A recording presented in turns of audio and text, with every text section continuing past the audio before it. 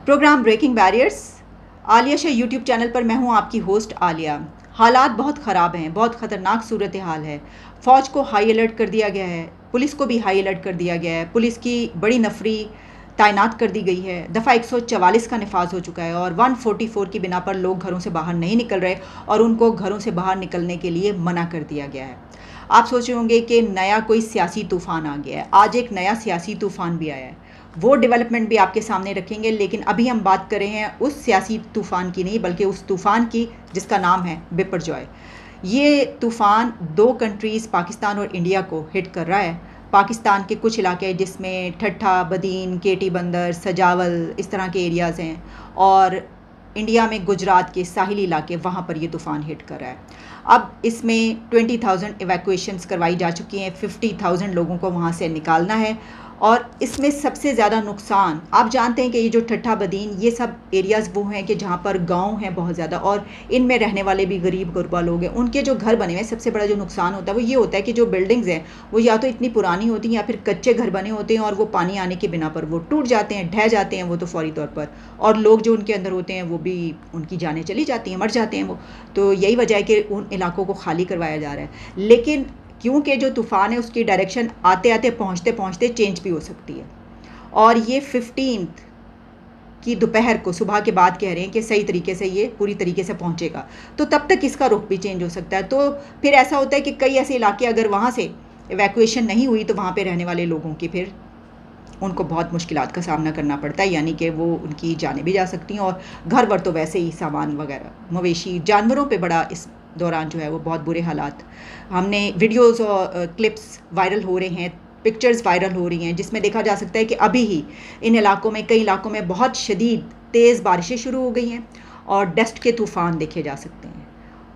तो इसमें यह है कि जो टाइड्स हैं, जैसे मैंने बताया, 30-40 फीट तक कहा जा रहा है बुलंद होंगी, और जो हवाएं हैं वो इतनी तेज़ रफ्तार होंगी कि 140 किलोमीटर पर आवर या 180 किलोमीटर तक जाएंगी। तो उसमें फिर जो भी इस तूफ़ान के सामने आएगा वो बच नहीं सकेगा। यही वजह के इलाके खाली करवाए जा रहे हैं। तो देखिए, कल तक जो भी डेवलपमेंट्स होंगी वो हम आपके सामने रखेंगे। अब बढ़ते हैं उस सियासी तूफ़ान की तरफ जिसने आज एक हंगामा बर्पा कर रखा है, और वो सियासी तूफ़ान है इमरान खान के पास सबूत ना होना। खान साहब आज जॉइंट इन्वेस्टिगेशन टीम के सामने पेश हुए, JIT के सामने वो पेश हुए, और उनसे एक मुद्दा, एक ऐसा इशू जो एक अरसे से टॉक ऑफ द टाउन बना हुआ है, उसके ऊपर उनसे चंद सवालात किए गए। और सबसे बड़ा सवाल ये था कि आपके पास कोई प्रूफ है, कोई सबूत है इसका? तो उन्होंने कहा नहीं, नो, मेरे पास कोई सबूत नहीं है। आपके सामने सारी डिटेल्स रखते हैं। जैसा कि मैंने कहा कि issue talk of the town बन चुका है, वो इसलिए कि इसमें फ़ौज की कुछ अथॉरिटीज़ के नाम वो लेते रहे हैं। एक अरसे से इमरान खान एक कैंपेन चला रहे फ़ौज की कुछ अथॉरिटीज़ के ख़िलाफ़। जैसे कि आप जानते हैं कि जब उनके ख़िलाफ़ vote of no confidence vote आया, तो उसके बाद वो हुकूमत से उतरते ही सीधा कंटेनर पर चढ़े और उन्होंने जनरल बाजवा के ख़िलाफ़ एक अपनी स्पीच डेली बेसिस पर वो किया करते थे, एक भरपूर कैंपेन चलाई जिसमें उन्होंने उनको गद्दार, मीर जाफ़र, मीर सादिक, गीदड़ और बहुत कुछ कहा। दू बदू उनकी लड़ाई हुई है जिसमें उन्होंने नाम ले लेकर इल्ज़ामात लगाए। अच्छा, उसके बाद फिर कुछ और लोग उसमें शामिल होते गए जिन पे वो इल्ज़ामात लगाते गए।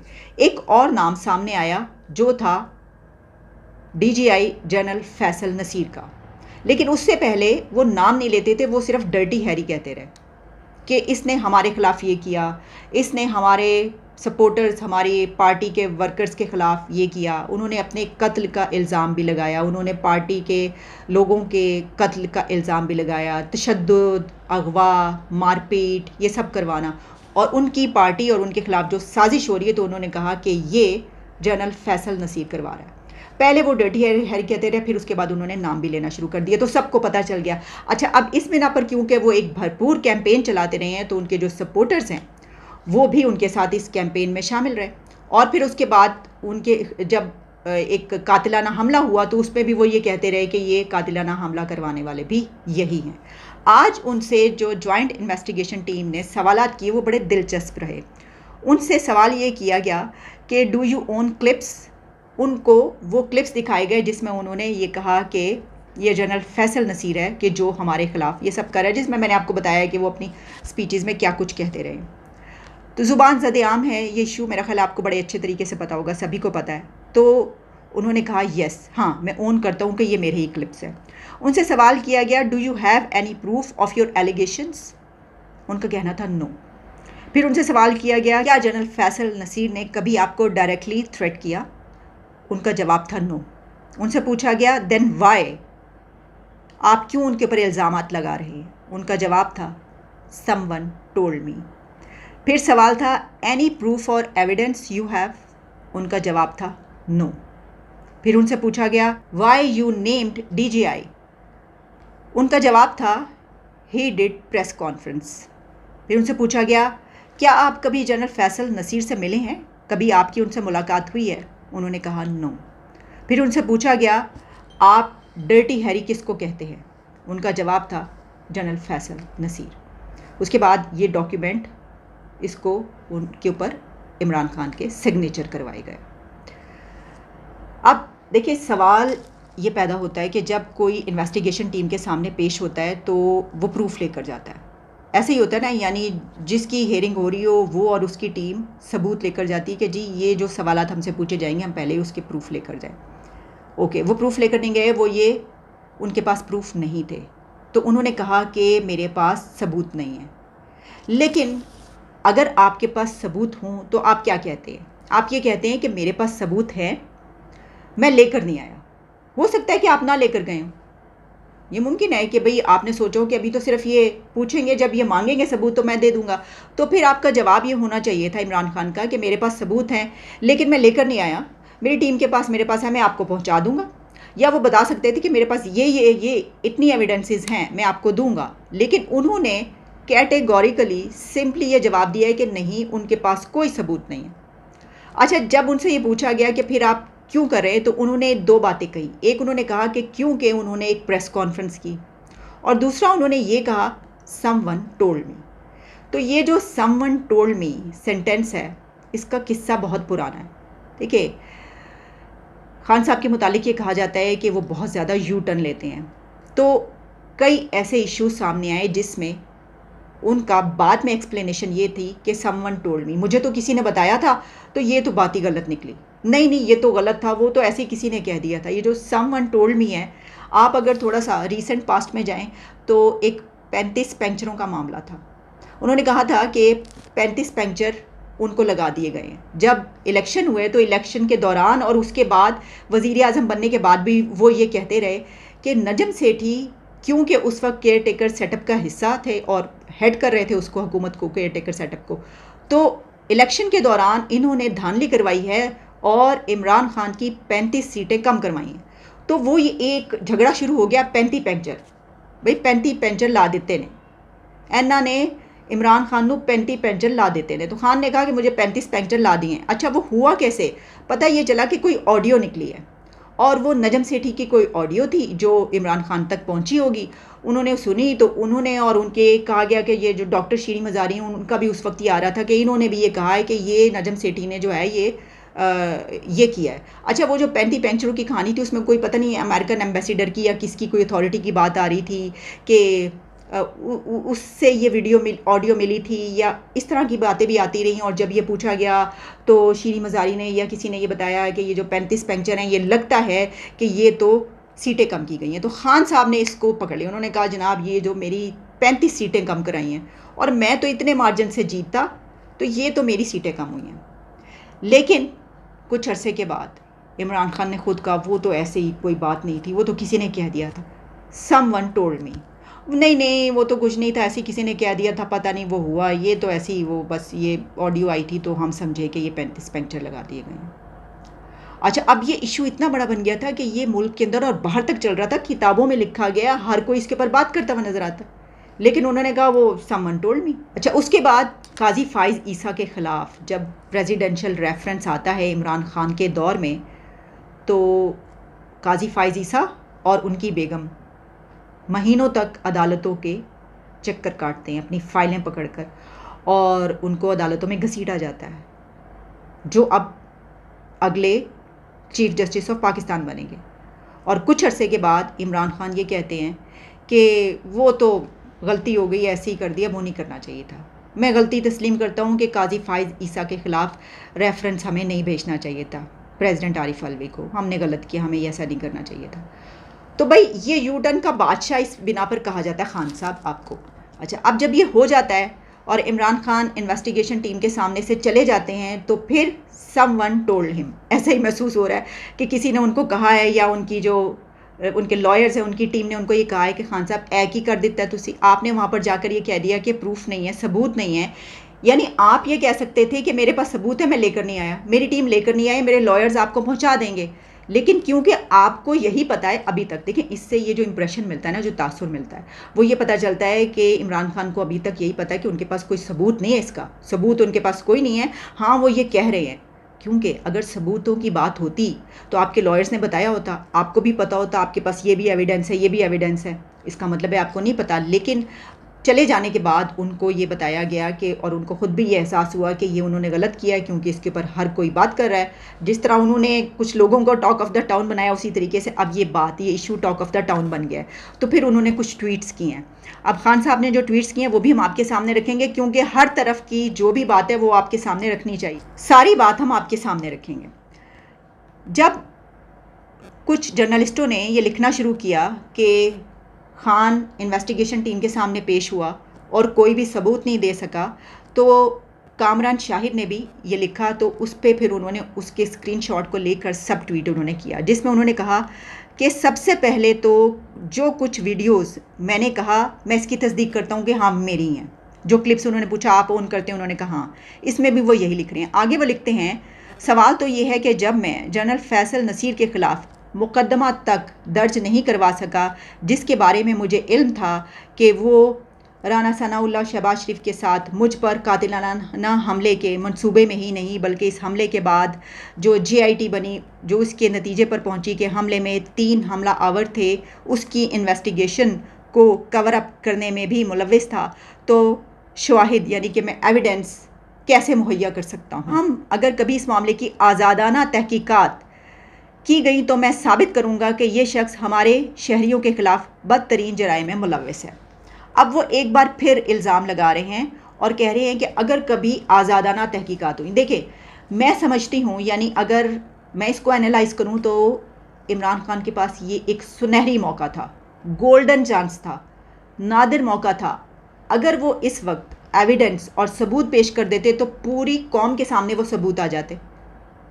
भाई, आप कह रहे हैं आज़ादाना तहकीकात, आपको पता है कि जो इस वक्त हो रहा है जॉइंट इन्वेस्टिगेशन, आप जहाँ कहीं जाते हैं वो एक एक बात रिपोर्ट होती है। तो आपको तो सोचना चाहिए था ये तो बड़ा सुनहरी मौका मेरे पास, मैं आज जॉइंट इन्वेस्टिगेशन के सामने वो सब कुछ बताऊंगा, वो तमाम एविडेंसेस और प्रूफ पेश करूंगा जो मेरे पास हैं, ताकि कौम को पता चले कि देखो इसने ये क्या किया है। जो लोग अब तक ये झूठ समझ रहे हैं उनको भी ये पता चले, मेरे सपोर्टर्स तो सच समझ ही रहे हैं। लेकिन अगर मैं आज ये सारे एविडेंस पेश करूंगा तो फिर ये मेरे पास इससे ज़्यादा अच्छा मौका नहीं मिल सकता। मुझे तो ऐसा लगता है कि खान साहब के पास इससे अच्छा मौका नहीं था कि वो एविडेंस पेश करते। लेकिन एक तो उन्होंने इसमें कैटेगोरिकली ये कह दिया कि नहीं, वो ये भी कह सकते थे कि हाँ है, मैं बाद में पेश कर दूंगा, वो भी नहीं कहा, जिससे पता चलता है कि उनके पास है ही नहीं, कोई पता ही नहीं उनको कोई प्रूफ का। और फिर जब वो बाद में ट्वीट कर रहे हैं तो वो कह रहे हैं कि मैं अगर केस नहीं करवा सका, तो वही तो बात है कि आप केस नहीं करवा सके, आपके ऊपर इतना दबाव था, इतनी, हम जानते हैं यानी इस्टेब्लिशमेंट और उसका जो माजी में किरदार, सियासत में मदाखलत, ये सब हम बात करते हैं। और इसी बिना पर हमने कई ऐसे मौके आए, हमने सपोर्ट भी किया, हमने कहा ये नहीं होना चाहिए, ये क्या हो रहा है, फाशिज़म है, रियासत को जो है वो तो कहते हैं माँ के जैसे, हमने बहुत सारी बातें की। लेकिन ये मौका जो था, ये खान साहब के लिए वो गोल्डन चांस था कि जब वो अपनी एविडेंसेस पेश कर सकते थे। तो अब ये ट्वीट जो उन्होंने किया ना, देखें इसके ऊपर फिर सवाल ये उठ रहे हैं कि आज़ादाना तहकीकात इससे ज़्यादा क्या होंगी कि ये तो मीडिया में आ जाता, आप जो नाम बताते वो मीडिया में आ जाता, बाद में इन्वेस्टिगेशन होती है ना होती। अच्छा, अब आपको ये पता है पाकिस्तान में कभी किसी केस की आज़ादाना इन्वेस्टिगेशन हुई है किसी कातिलाना हमले की, या ऐसा कत्ल जो हो गया हो? यानी आप स्टार्ट कर लें लियाकत अली खान से लेकर और फिर अब तक आ जाएं बेनज़ीर भुट्टो तक, क्या क्या कुछ होता रहा, कितने कमीशंस बने, क्या कुछ। खान साहब को तो इसका बहुत अच्छे तरीके से इल्म है। अगर आप उस पर तकिया करके बैठेंगे कि जी कोई ऐसी टीम बने, वो इसको देखे क्या करे, तो इससे अच्छा तो मौका नहीं था। भाई, मैं ये समझती हूँ कि ये बहुत अच्छा मौका था। मेरे ख्याल में कि इमरान खान को इसमें बिल्कुल दूध का दूध और पानी का पानी कर देना चाहिए था, और वो बताते कि अगर वो एविडेंस नहीं भी लेकर आए थे तो वो बताते कि मैं इस बिना पर ये बातें हैं, ये जो उन्होंने बातें की हैं ना, ये तो यानी रद्दी की टोकरी में डालने वाली हैं, इससे तो कोई साबित नहीं होता। किस्सा जो है ये अब टॉक ऑफ द टाउन बन चुका है और ये बैकलैश इमरान खान पर आएगा। अब उनसे सवाल ये किए जाएंगे, आपके पास मौका था, आपने वो चांस गंवा दिया, उस वक्त आप पेश कर सकते थे, और फिर अब देखिएगा कुछ दिन के बाद कहीं एक और कोई बड़ा यू टर्न ना आ जाए। हम बिल्कुल इसके अंदर ये नहीं कह रहे कि वो जो कह रहे हैं वो झूठ कह रहे हैं और या कोई और झूठा है, या दूसरी तरफ के लोग सच्चे हैं या वो सच्चे हैं, दूसरी तरफ के लोग झूठे हैं। बात ये थी कि ये तो उनको जॉइंट इन्वेस्टिगेशन टीम में बताना था, तो उन्होंने ये मौका खो दिया। बड़ा अच्छा मौका था सब कुछ आवाम के सामने लाने का, सब कुछ बताने का, लेकिन ये मौका खो दिया आपने। चलिए आगे बढ़ते हैं, एक और ख़बर आपके सामने रखते हैं, और वो ये है कि खान साहब के कुछ सपोर्टर्स जो कि मुल्क से बाहर कुछ प्रोग्राम्स कर रहे हैं, बड़े पॉपुलर हैं, वो बहुत उनकी व्यूवरशिप है, तो वो अपने ना सिर्फ ये कि उनको सपोर्ट करते हैं बल्कि उसमें काफ़ी ऐसी अथॉरिटीज़ हैं, रियासती अथॉरिटीज़ भी हैं जिनके ऊपर काफ़ी वो इल्ज़ामात लगाते हैं उसी तरीके से। तो उनमें जैसे कि मेजर आदिल राजा हैं, बड़े पॉपुलर हैं, और बल्कि उनका यूट्यूब चैनल भी मेरा ख्याल है ब्लॉक कर दिया गया था, और फिर उसके बाद कहीं और से उन्होंने प्रोग्राम स्टार्ट किया। इसी तरीके से शाहीन सहबाई साहब एक बड़े सीजन जर्नलिस्ट, सीनियर जर्नलिस्ट हैं वो, और कुछ और लोग भी, हैदर मेहदी, वो भी कोई प्रोग्राम करते हैं, और भी 3-4 लोग, तो उसमें उनके ख़िलाफ़ पर्चे कट गए। वहाँ पर रहने वालों के यहाँ पर पर्चे कट चुके हैं उनके ख़िलाफ़, और अब उनके ख़िलाफ़ भी इन्वेस्टिगेशन होगी। एक शहरिया, और इसके बाद एक बहुत ही संगीन वाक़या, और पुलिस की जितनी भी मजम्मत की जाए कम है, जितना भी पुलिस को कंडेम किया जाए कम है। हुआ क्या है, शहरियार आफरीदी साहब, आप जानते हैं उनको, PTI के शहरियार आफरीदी जेल में हैं और उनके भाई वफ़ात पा जाते हैं, लेकिन शहरियार आफरीदी को अपने भाई के जनाजे में जाने की इजाज़त नहीं दी गई।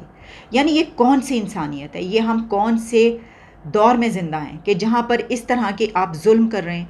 ये PTI के जो ट्विटर प्रोफाइल है वहाँ से ये कहा गया, एक तरफ शहरियार आफरीदी के बड़े भाई की वफ़ात पर उनको रिहाई ना मिली जिससे उनको जनाजे में शिरकत नसीब ना हुई, तो दूसरी तरफ कोहाड़ पुलिस ने इंतहाई संगदिली का मुजाहरा करते हुए जनाजे के बाद शहरियार आफरीदी के कज़न अमान आफरीदी को भी गिरफ़्तार कर लिया, और बाद में अमान आफरीदी के पीछे थाने जाने वाले शफ़ी जान और एक दूसरे वर्कर को भी गिरफ़्तार कर लिया गया।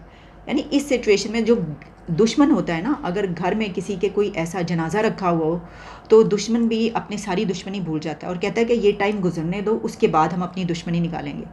तो ये किस किस्म की दुश्मनी निकाली जा रही है। और देखें, हुकूमतों के ये जो काम होते हैं ना, ये फिर भुलाए नहीं जाते। आपको याद होगा इससे पहले जो हुकूमत थी नवाज़ शरीफ के दौर में, यानी नवाज़ शरीफ जब उतारे गए थे, उसके बाद जब मरीम नवाज़ और नवाज़ शरीफ लंदन चले जाते हैं, फिर उनकी वालदा बीमार हो जाती हैं और उसके बाद वो वापस आ जाते हैं मुल्क के अंदर, और कुलसूम नवाज़ इस दुनिया से चली जाती हैं, तो उनको मिलने तक जाने नहीं दिया गया और उनकी आखिरी मुलाकात उनसे नहीं हो सकी।